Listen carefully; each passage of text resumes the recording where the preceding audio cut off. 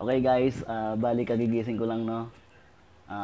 Ituturo ko sa inyo kung paano mag-cash out sa Binance no, yung mga na-profit natin. Pero hindi tayo gagamit ng P2P. Okay yun, hindi na tayo gagamit ng P2P no. Bali, ang gagawin natin, ah, from Binance, kailangan meron tayong coins.ph, gagamitin natin siya doon. Tapos papuntang GCash no. Bali tatlo dapat yung ah, ano ba tawag doon, yung app na gagamitin natin no. Binance, Coins.ph, saka GCash or kahit ano. Halimbawa yung card, yung mga bangko na gusto nyong kung saan nyo gustong ilagay yung profit nyo no. Halimbawa sa Security Bank, BPI o kung ano man yun ano. Ang maganda niyan, hindi na tayo dadaan ng P2P. Okay? Bali, ganito ang mangyayari. Erase muna natin to.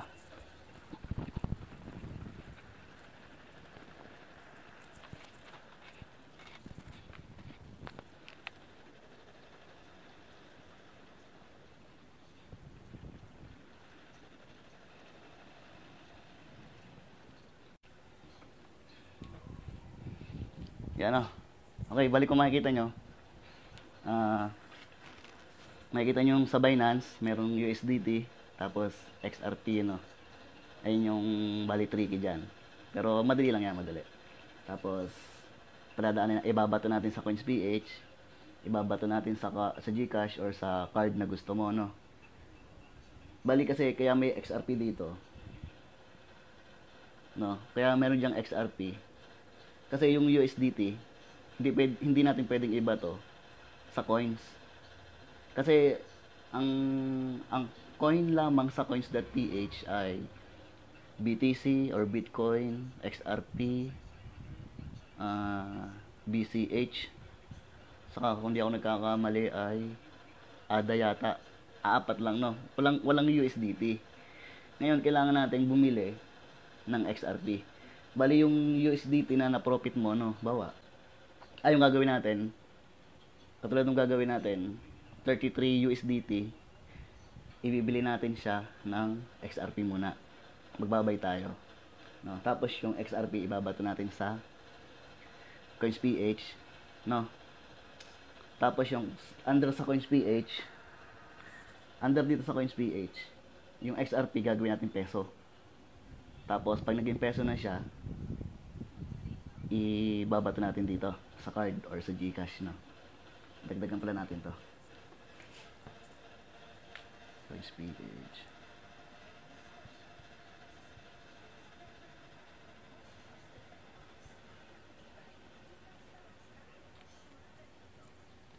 Yan.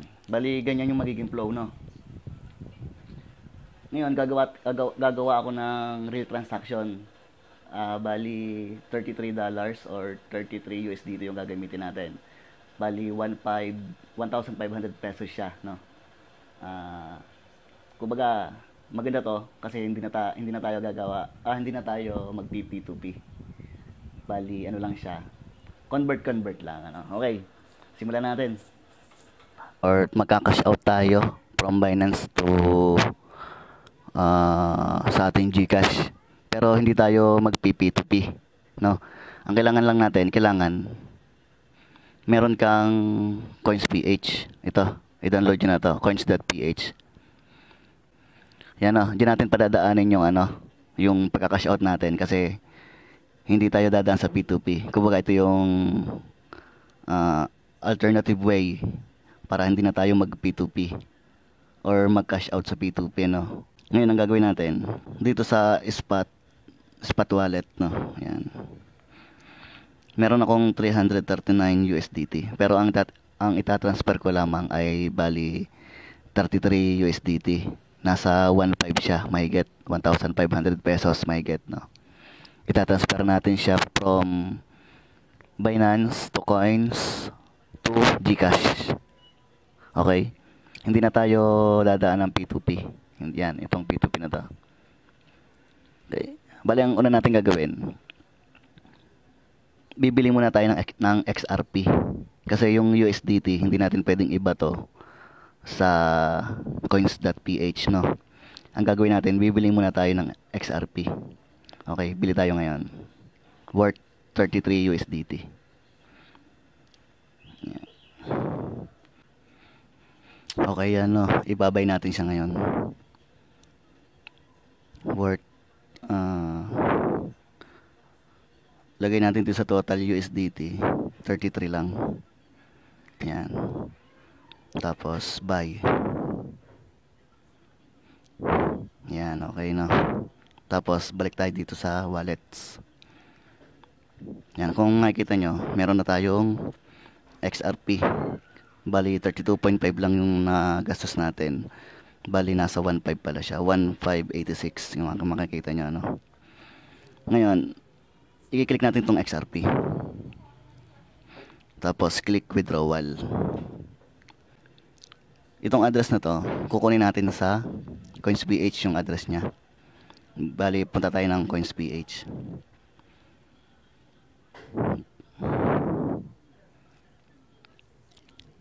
Okay, pag nandiyan na tayo, click mo lang yung XRP. Yan, kung makikita nyo. Di ba kanina nasa peso, no? Ito makikita nyo. Yung XRP. I-click natin yan. Tapos, click receive.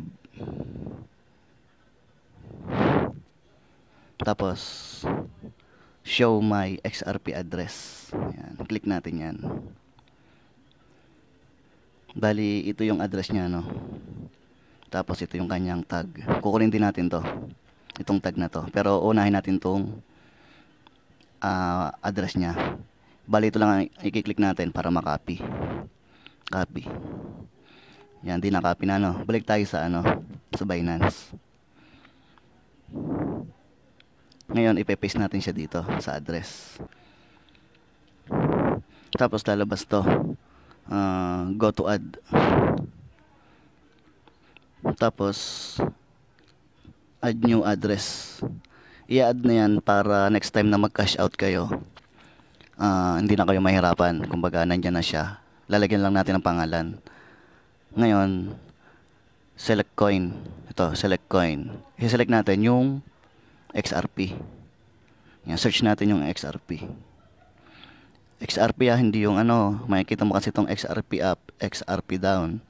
Hindi yan. Itong XRP lang na meron siyang kung ilan yung itatransfer mo to. Ito, XRP lang, ha. Click.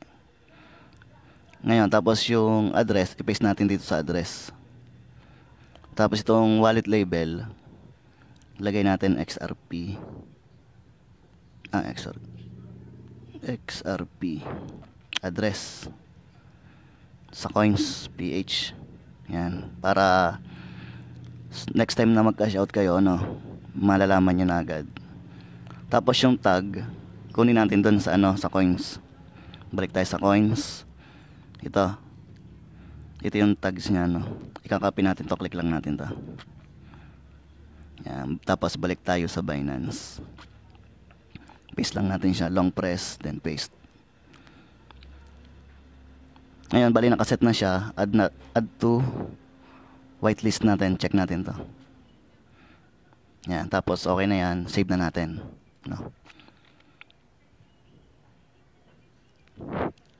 Ngayon, para sa security, o ikaw talaga yung nagtatransact, meron ditong verification. Yung Binance mag-text sa'yo ng code, tapos mag-i-email sa'yo ng code din, para sa security yan. Click natin tong send code. Yan. Kailangan within 1 minute makuha na natin, yun, naglabas na siya. Ang sa SMS ay 526,047. 526,047. Ngayon, punta tayo sa email ko, sa Gmail. Refresh natin siya. Yan, ayun na siya. Bali dito naman sa email ay 580,473. 580,473. Nakaabot tayo, submit.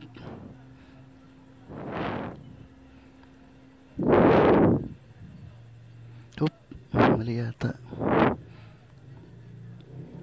526047. 526047. Yan, bali nakaabot tayo.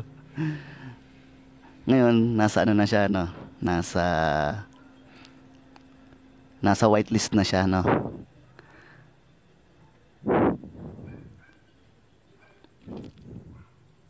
Ngayon, balik tayo dito sa ano?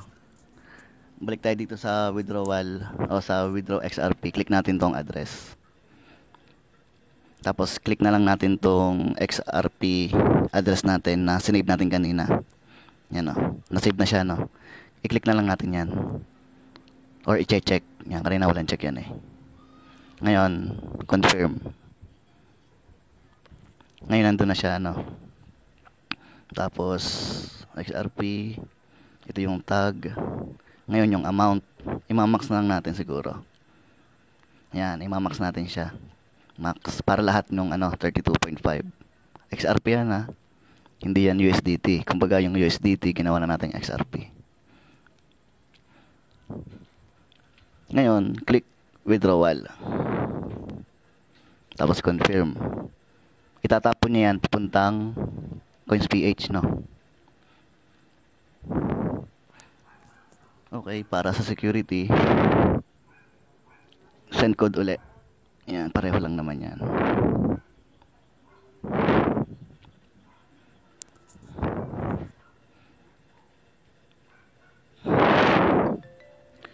$993,791.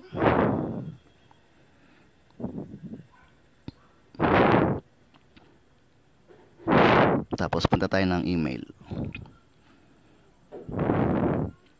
May bago yan. Ito ang pinakabago, no? Ayan. 226537.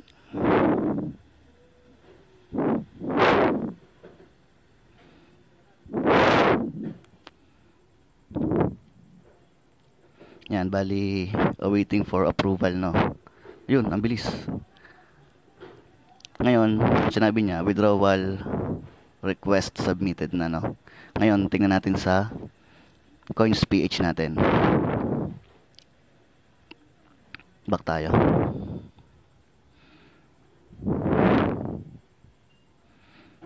Tingnan natin kung ilang minuto bago dumating sa coins.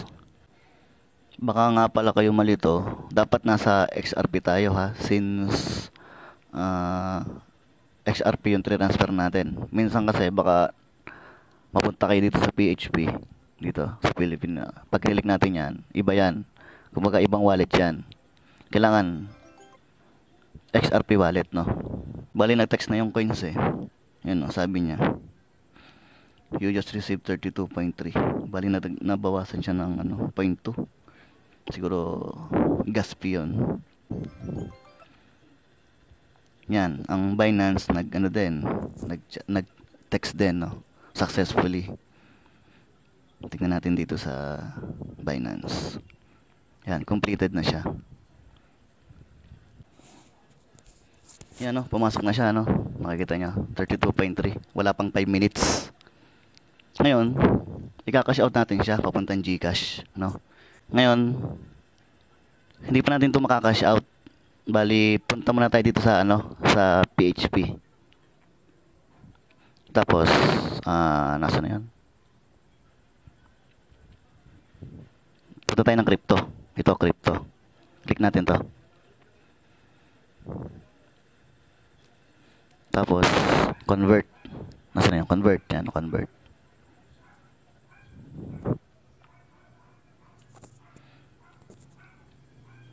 Ngayon, kailangan from XRP to peso, no? Break rin natin gamit to. I-click lang natin to para mabaliktad. Yan, no? Bali crypto na siya. BTC, Bitcoin to PHP. Pero ito, papalitan natin ng XRP. Click lang natin tong arrow. Yan, click natin tong XRP. Yan, no? Tapos convert all. Kasi lalahatin ko na eh. Yan. Ngayon, palitan natin to ng ano. Ba't ganun lumabas? Okay, palitan na lang natin to ng peso. Yan, okay, no? Bali, ipinapakita dyan na ang isang XRP ay nasa 49.09. Kaya, ito, nakikita nyo gumagalaw. Kasi yung XRP, gumagalaw yan sa ano, yung sa market price, no? Bali, ang makukuha natin, 1,588.9, no? Ngayon, i-click natin lang to. Slide to convert.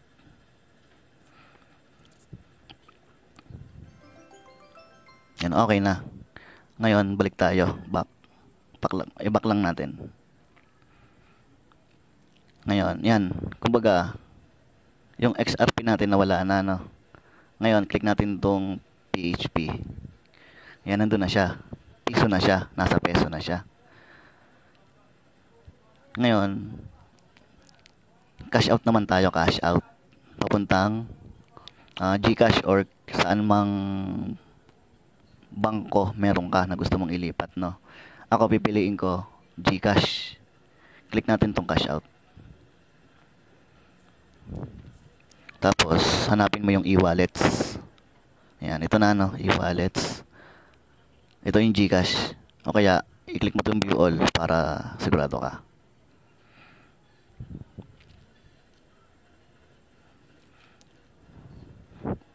Okay.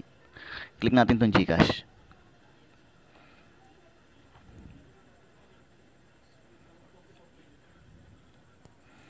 Okay, bali meron tayong 1.5, no? 1,588. I-copy lang natin yan or itatype. 1588.96, no? Yan.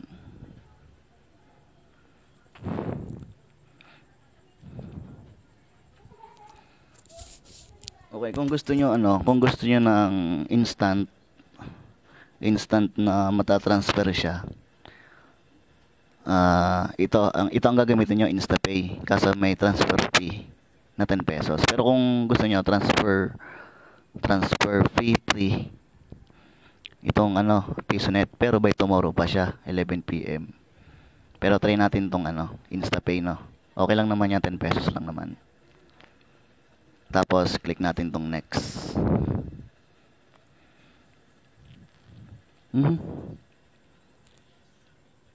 Bawasan pala natin to ng 10, no? Gawin natin 78. Gawin natin siyang 78. Yan. Kasi nabasa ko to eh.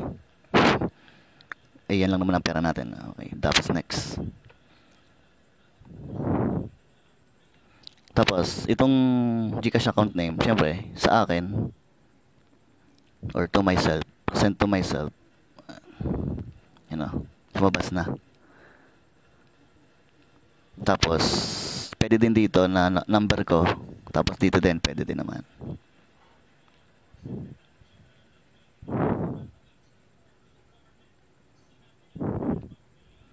Okay na, Ayan yung GCash ko, GCash number. Tapos, click next.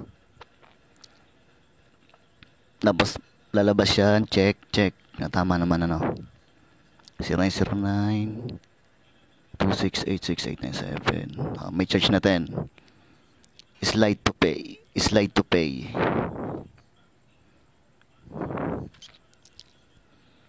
Ngayon, code ulit para sa security. Bali, piliin natin tong send code via SMS para medyo madali. 635. Yan, bali yan na siya, sa text yan. Tapos submit. Click submit.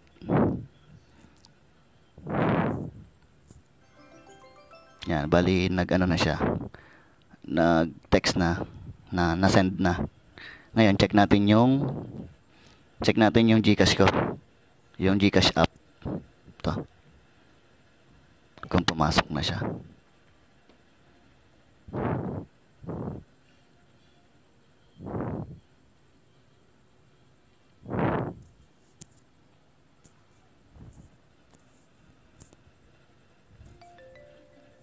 Yan, bali pumasok na siya, no? Okay, bali pumasok na siya.